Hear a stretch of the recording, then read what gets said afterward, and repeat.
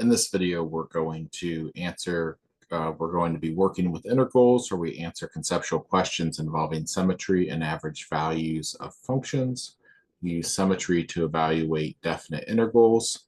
We'll find average values of functions over given integrals. Then we'll talk about the substitution rule, use substitution.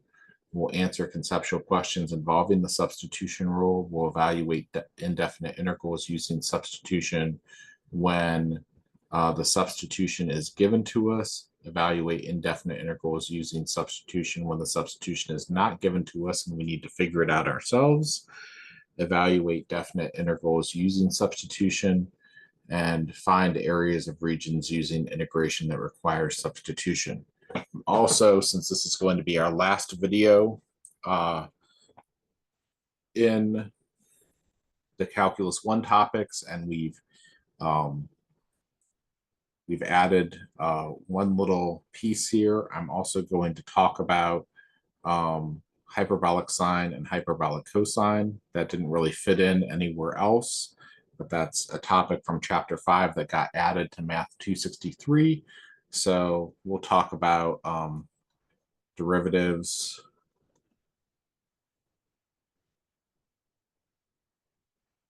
and integrals of sinh x and cosh x. I probably should have done those with the e to the x topics earlier on, but I'll take care of those now. So I'll just tell you that the derivative with respect to x of hyperbolic sine is hyperbolic cosine. The derivative with respect to x of hyperbolic cosine is hyperbolic sine. The integral of hyperbolic sine is hyperbolic cosine. And the integral of hyperbolic cosine is hyperbolic sine. They're real easy. Just add those to your library of things that you know derivatives and integrals of. We don't talk about the hyperbolic trig identities. We don't talk about hyperbolic tangent, hyperbolic secant, and all those things in Calculus 1. Might come back and talk about those a little bit more in Calculus 2, but you're just supposed to know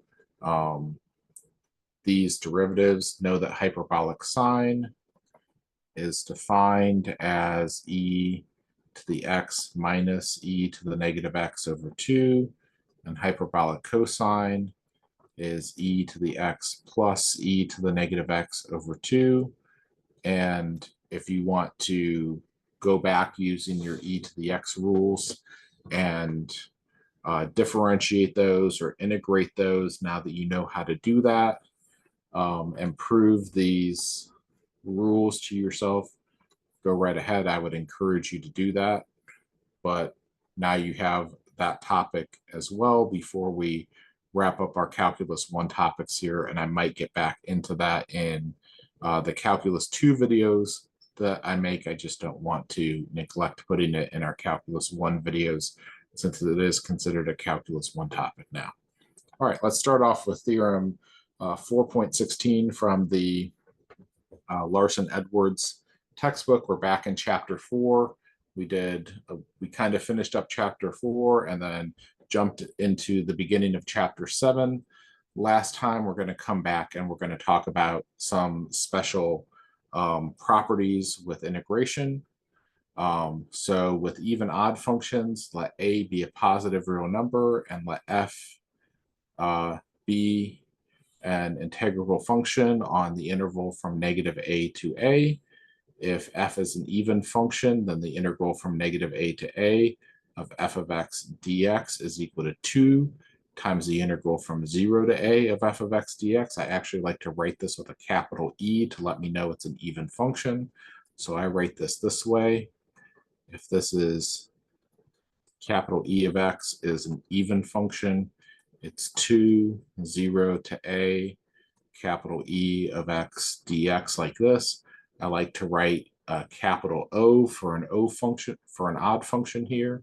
So for this part B if f is odd, and I want negative a to a of an odd function like this, then that's going to be 0, and that kind of helps me that that O reminds me that that's a 0 like that over here. And that's because the part that's above and the part that's below are exactly the same, and they add together and 0 each other out when I'm looking at those areas. When I'm not doing the net area formula, I'm just doing the definite interval. So let's go ahead and look at an example here that if I have, for example, y equals x squared here, and there's a reflection across the y-axis here, and I go from negative a to a, there should be just as much area here as there is here. They should be the same because of the reflection. So I should just need to find this area from 0 to a and double it.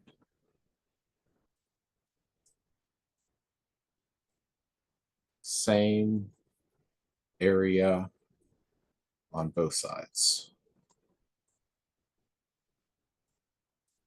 Right? But if I look at y equals x cubed,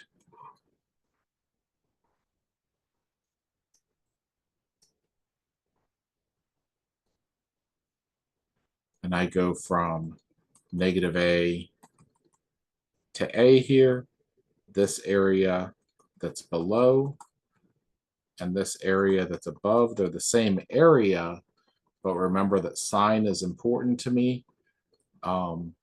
So I would need to say that this is negative area, like it's a hole in the ground type thing. I know hole in the ground would be volume, but just imagine that. And that this would be like the pile of dirt that I took out of the hole of the ground. And if I add them together, I put this dirt back into this hole and I just get level ground, right?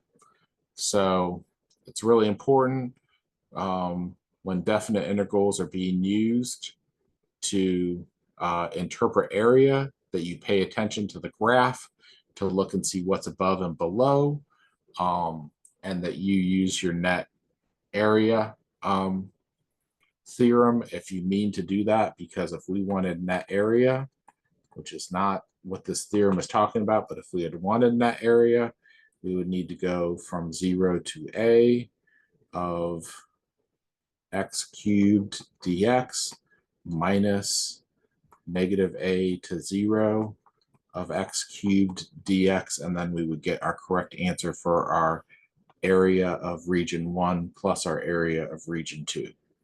Just as a reminder about net area there. Okay, so the average value of a function. So the average value of an integrable function f on the interval a to b, closed interval there, is f. And when we put a bar over something in math, it means that it's the average of something. So you'll see like this is the mean in statistics. It's the mean of the x values. This is the mean or average value of the function f is going to be 1 over and then b minus a. So right endpoint, left endpoint here, integral from a to b of f of x dx. What does that mean? It means that if I had talked about the average in the past, I would have said that it was, I would have used the slope, right? Like that. Let's just draw a picture here. And I think the picture is going to help you. So if I draw here axes, and this is my x-axis, and this is my y-axis here. And let's draw a function that looks like this. It's got some curvature to it. And I want to go from, let's pick a b value out here and an a value back here somewhere.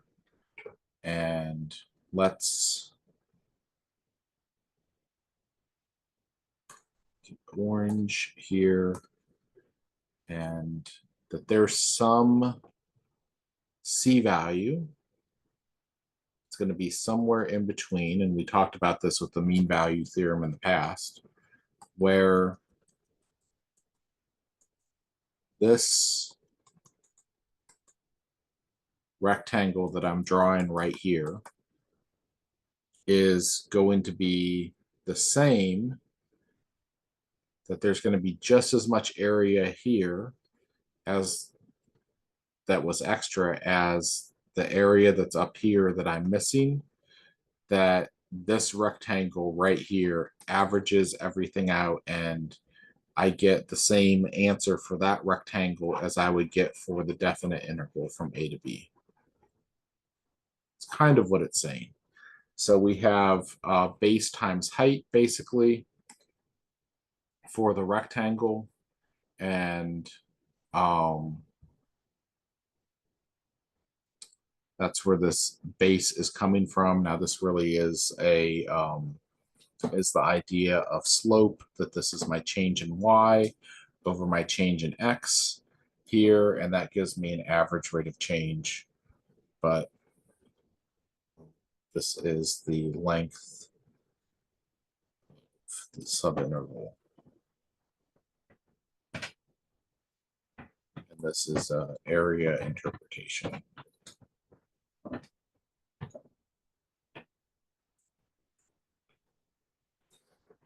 And C has to be between A and B inclusive.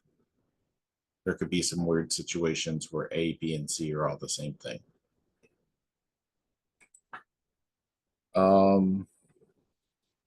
Wish I had some more examples of that, but I don't right now. Maybe we'll come back to that in just a second. The more important topic for this video is going to be this idea of U substitution. So let's go ahead and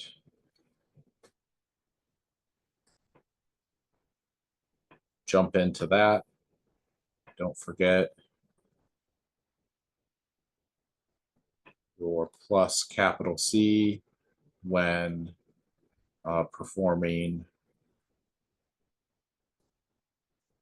indefinite integration. Indefinite integration. All right, so we're going to have just this idea from before, f of x dx is going to be equal to the antiderivative here plus c. And if I take the derivative of my answer, I'm going to get back to my original f of x.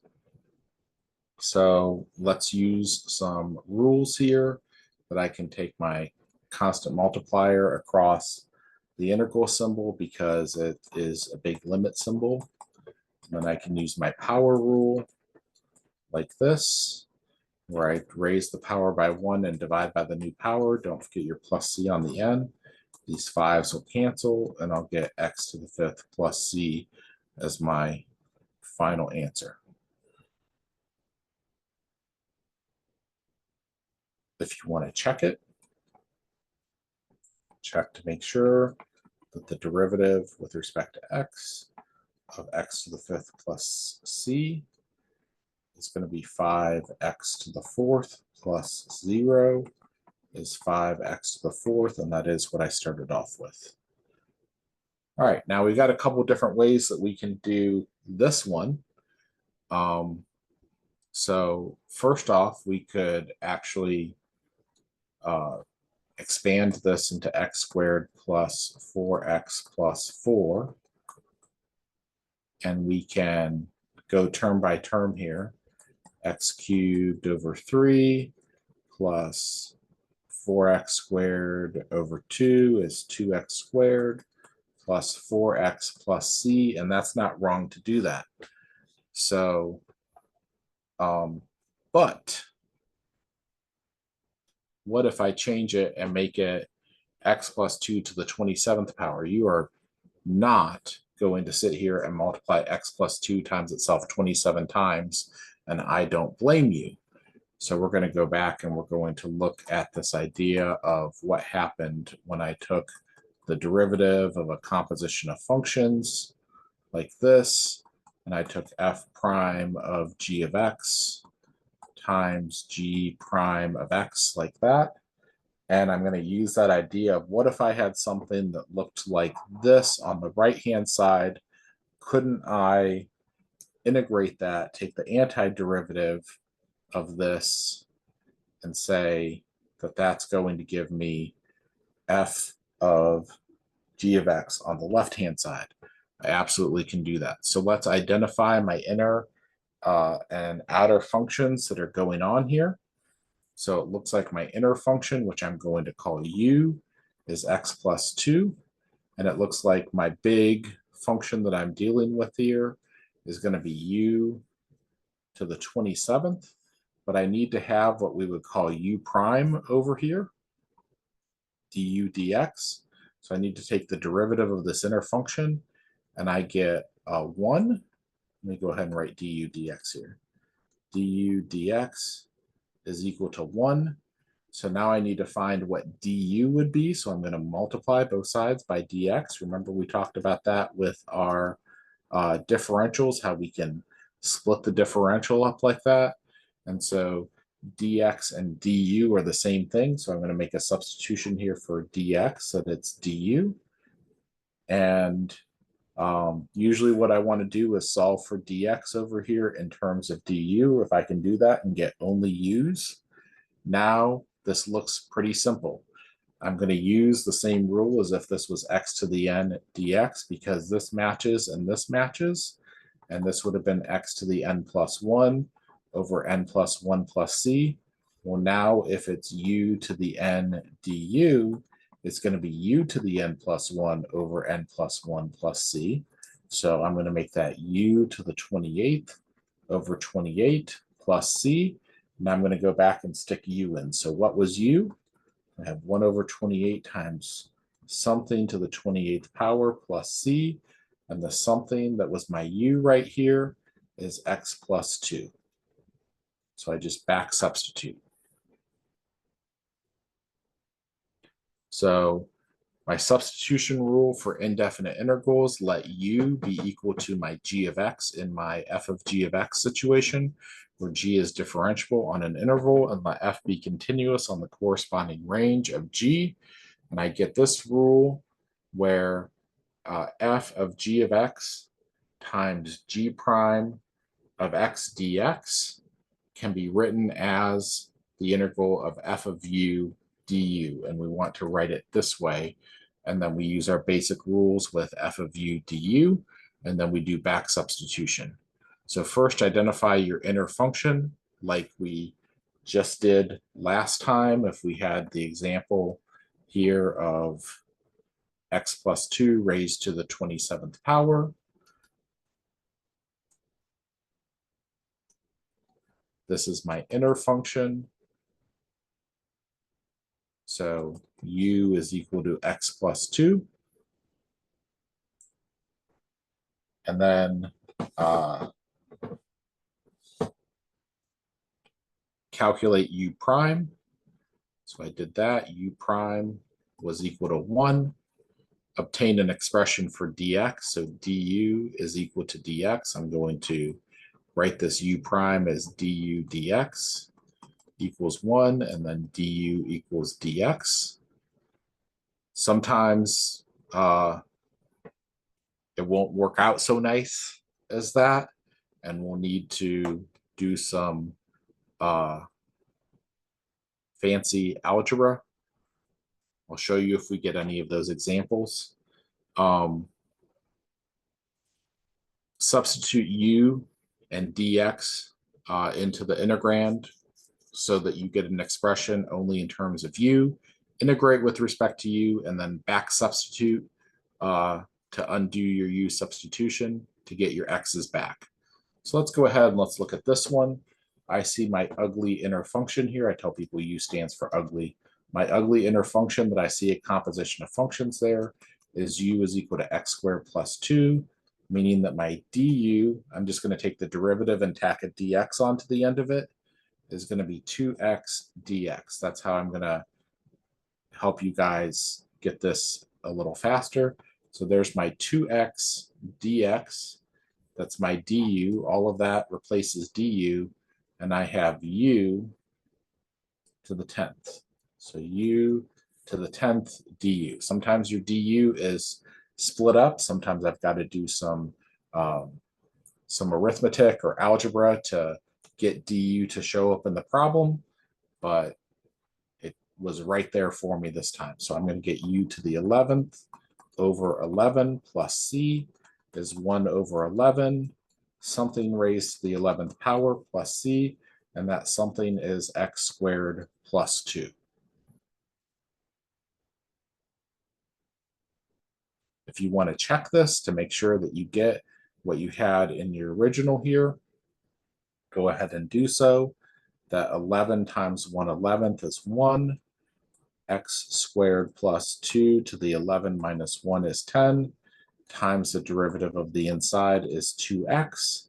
And I have that expression right there, that this is my dy dx is my derivative, and I bring the dx over here because everything inside there is my dy.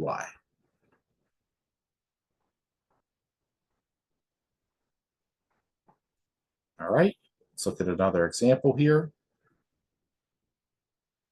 So I have e to the u du is big idea what I have going on here. I want e to the u du. It's going to be equal to e to the u plus c. So u is going to be 4x plus 9. Du is going to be 4, and then tack a dx onto the end of it. Well, I have my 4 dx right here. So awesome. I have e to the u du already set up for me is e to the u plus c, like I said. So that's going to be e to the 4x plus 9 plus c.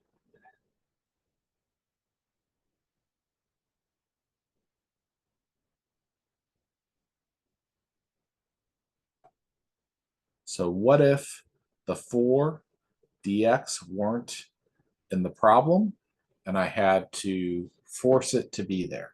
Well, that's what we're going to do next. What would I do if I had u is clearly the thing here because I need e to the u du, so that forces u to be the exponent on e, 4x plus 9. Du still has to be 4 dx. Got a couple options here. I'm going to show you both, and you pick what you like best. So I like it that I want to make 4 dx show up in the problem, and I'm going to put 4 on the inside, multiply by 4 on the inside, and I'm going to multiply by 1/4 on the outside, and I just forced this to be du, and so I have 1/4 of e to the u du, and that's going to give me 1/4 of e to the u plus c is going to be 1/4 of e to the 4x plus 9 plus c. So this is method 1. And I force du to show up by multiplying by a form of 1. Multiplied by 4 and 1/4 right there. Now you are not allowed to multiply by x's on the outside of the integral. This only works with constants. So this only works with constant multiples.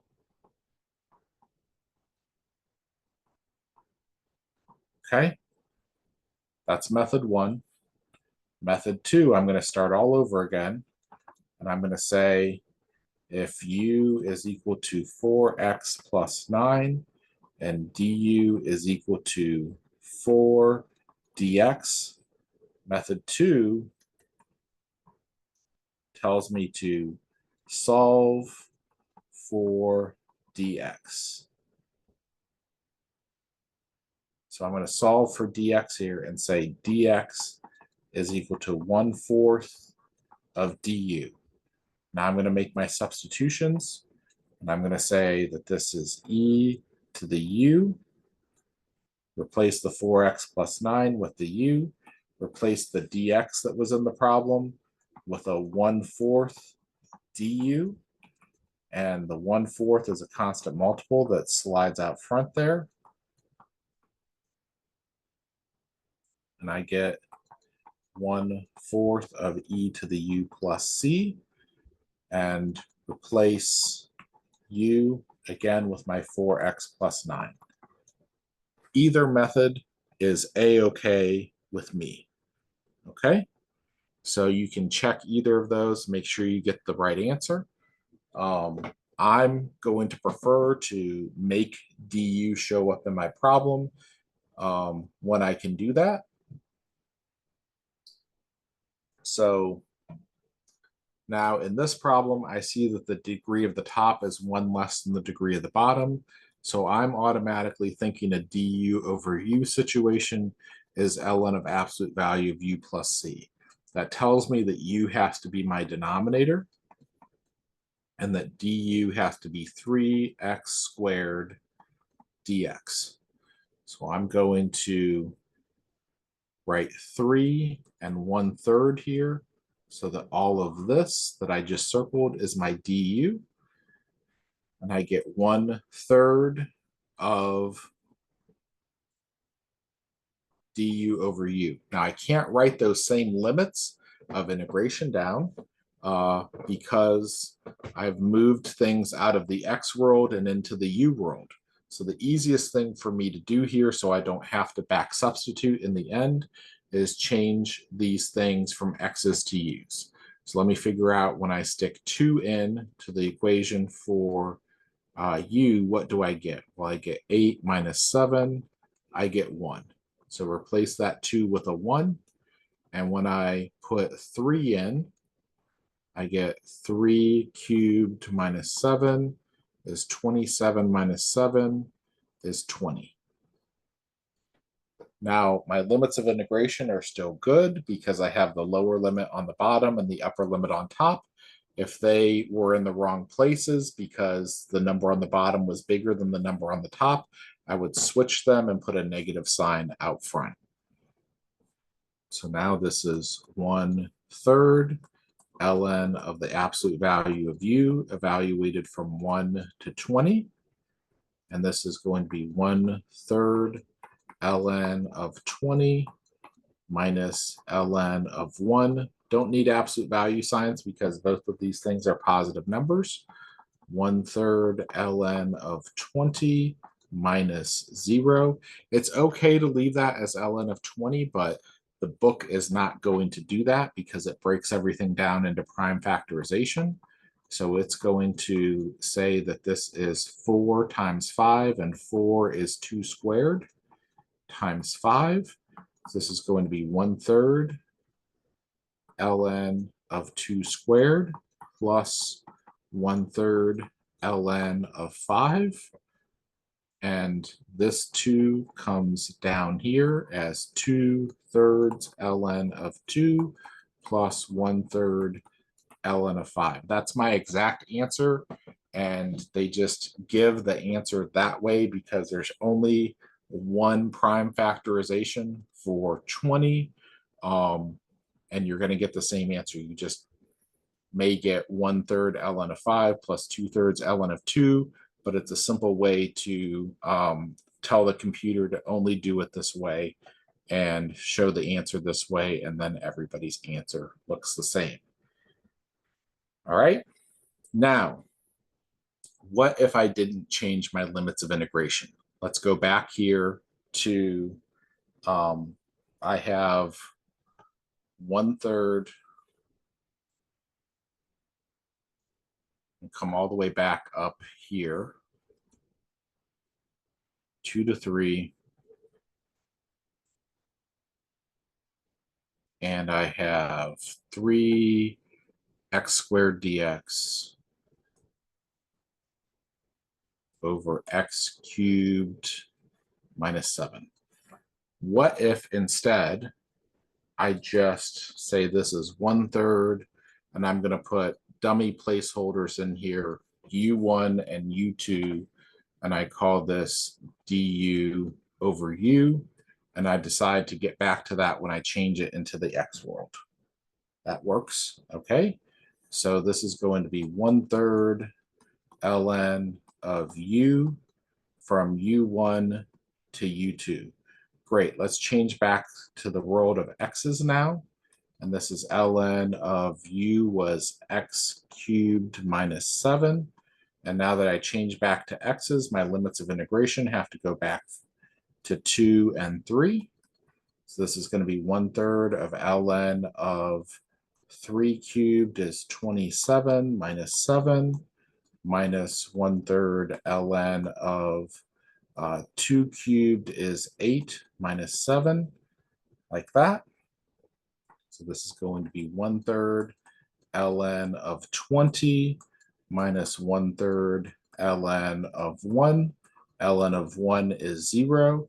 And I'm right back here to where I already showed you how to get the answer here for these steps. 2/3 ln of 2 plus 1/3 ln of 5. But 1/3 ln of 20 right here, you can see, takes me to exactly the same step as right here, 1/3 ln of 20 right there. I just don't have space to write those 3 steps again. All right. In both cases, this is approximately 0.999. But why would we give approximate answers when we can give exact answers like this? So now let's think of this one here, this trig one. And yes, I have some options here because I can write signs in terms of cosines and things like that and reshuffle this if I want to. But what's the most obvious choice for you? What's the thing that's the inner function? Well, I see sines inside of a squaring function. So I'm going to try, if I can, to make sine be my inner function. And that makes du be cosine. And I'm going to have u to the second, and all that will be du. Let's go ahead and let's change our limits of integration. Sine of 0 is 0. Sine of pi over 2 is 1. Oh, that's going to be an easy substitution to make now. So we're going to have 1/3 u cubed, and u cubed is going to be evaluated from 0 to 1. So we're going to have 1/3 of 1 cubed minus 0 cubed is 1/3 of 1 minus 0 is 1/3 of 1 is 1/3.